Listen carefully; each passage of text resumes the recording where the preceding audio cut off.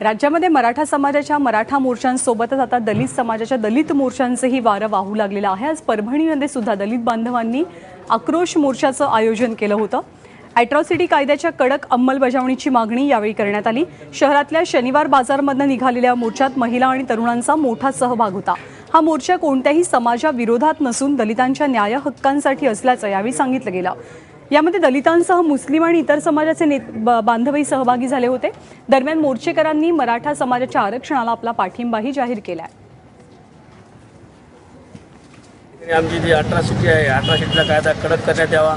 दलित समाजावर गेल्या अनेक दिवसापासून अन्याय अत्याचार झालेले आहेत। त्यामुळे आतापर्यंत अट्रॉसिटी राज्यामध्ये दाखल झाल्यात, पण कसल्याही प्रकारची गुन्हे आरोपीला आतापर्यंत सजा झालेली नाही। त्यामुळं फास्ट ट्रॅक लावून तात्काळ जेवढ्या अट्रॉसिटी पेंडिंग आहेत या महाराष्ट्रामध्ये त्यांचे निकाल लावण्यात यावे व येणाऱ्या काळामध्ये दलित समाजाला, मुस्लिम समाज आणि मातांग समाज, चमकार समाजाला सरकारकडून संरक्षण मिळावं यासाठी आजचा आमचा हा आक्रोश मोर्चा होता।